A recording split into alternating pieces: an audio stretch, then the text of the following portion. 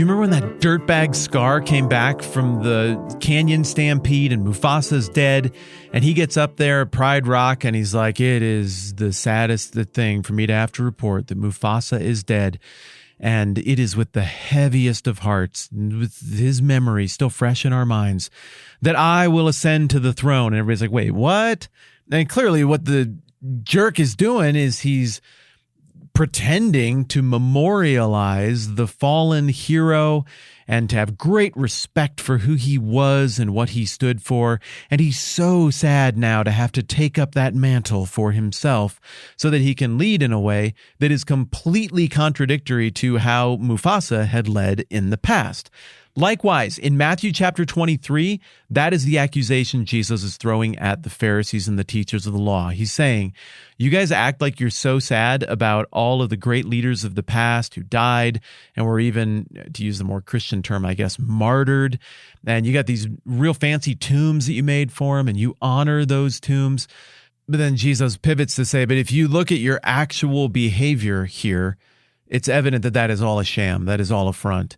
You don't respect what those people stood for or understand why they died, or maybe worse, you do understand the whole thing, and all you're doing is trying to profit on their legacy while you do the exact opposite of what those men of God did. That's a lot of paraphrase that would have been more efficient if I just read it.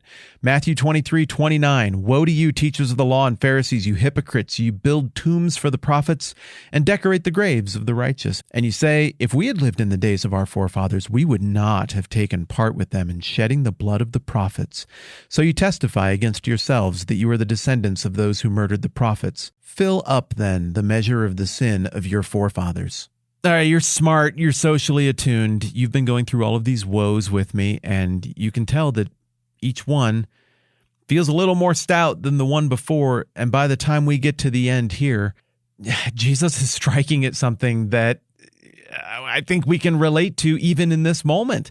He's pointing at that human proclivity to theoretically have learned the lessons of the past, to shake our heads about the dumb, ignorant, bad people who came before this, to tisk them for being on the wrong side of history on this issue or that issue.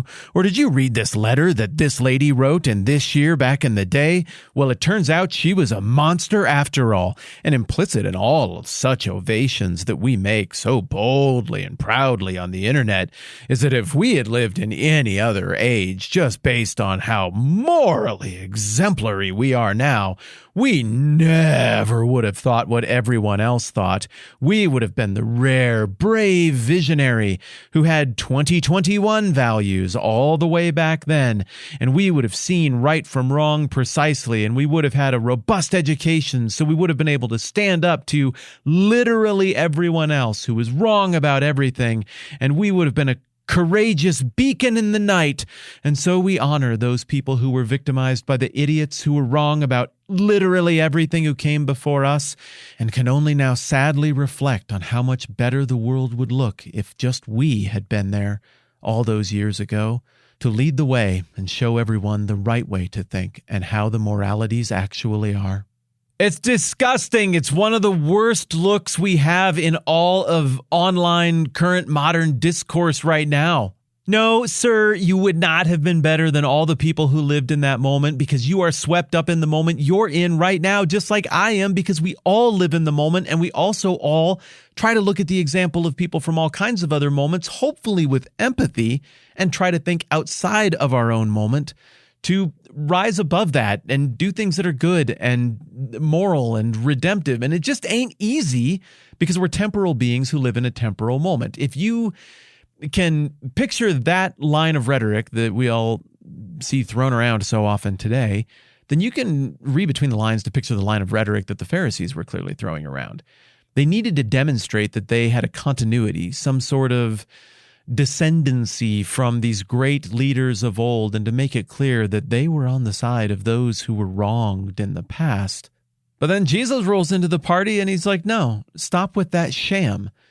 Your stupid hollow words and grave decorations about how much you admired these persecuted prophets of old ring really hollow when you look at the fact that all of your rhetoric and behavior sounds like the people you condemn and looks like the opposite of the people you lionize. Or to put this another way, Jesus is challenging a narrative that these guys have crafted here. They've crafted a narrative that they are the moral elite and that they would have been the moral elite in any era, and that they are descended from the people who were on the right side of history, not the wrong side of history. This is a very common practice in the ancient Near East. Every Greek person for hundreds of years who wanted a claim to authority would be like, I'm descended from Hercules. I got a little bit of the blood of the old men, of the gods still running through these veins, so I should be in charge of the thing. So that pedigree concept was one that, it was present in Judaism. Look at the beginning of Matthew chapter 1. It was there. And so it's not unusual that the Pharisees and teachers of the law would try to demonstrate an intellectual pedigree hailing from desirable people of the past, and then use that as a narrative to prop up their own authority. What's shocking about the passage is how aggressively Jesus attacks that narrative and flips it. You're not that. You're actually the bad guys. If you'd been there, you would have been one of the ones eagerly and rabidly chucking rocks at the man of God's head. And now that he's dead and he can't say anything, it costs you nothing to say what a wonderful fallen prophet this person was. But if we agree that it looks like Jesus is attacking their narrative, what narrative is he replacing it with? What's the new story that he's putting in place? Well, I think it's this. That just as Jesus is the completion of the story arc of the work of God and the work of the prophets who truly represented the redemptive work of God, so the Pharisees are the completion of the ancient story arc of the enemies of God, of the servants of the evil one, of those who opposed the redemptive work of God, of those who attacked and killed and buried the prophets. He's unmasking them like at the end of an episode of Scooby-Doo. He's doing the twist reveal at the end of an action show where you discover the person you thought was your most important ally all along was actually the villain and the one behind all the problems, sabotaging things all along. And then he spikes the football at the end of this redefining of the narrative by saying basically, lean into it, suckers. Like, you wear that albatross around your neck. That is who you are. Fill up then the measure of the sin of your forefathers. In other words, you own it. They own it.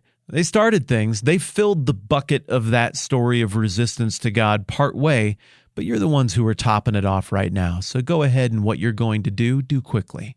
The Pharisees spun up a story that said we are the continuation and the modern day example of these brave, courageous, anti-establishment, vouch for God prophets who we just love and take such inspiration from.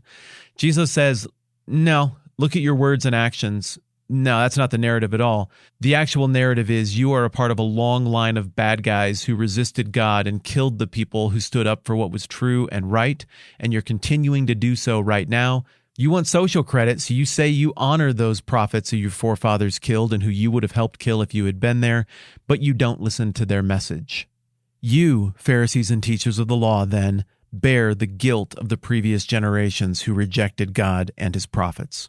This is not an easy chunk of Bible, and this confrontation, though I try to make it fun, is not fun. It's difficult to hear this level of judgment issued by one who has such authority. I do not revel in this. I do not think I am better or should pat my back because, I never would have done it. No, I've said before, and I will say again, this condemnation is probably rightly directed at me because I think I would have been on the wrong side of this. Genuinely, I do. So this hurts, it stings, it gets through my armor, and also, like I just said a minute ago, it's in the Bible, and we're doing the whole book of Matthew, so we're spending time on it, and we're spending more time on it tomorrow. I'm Matt, this is the 10-Minute Bible Hour Podcast. Let's do this again soon.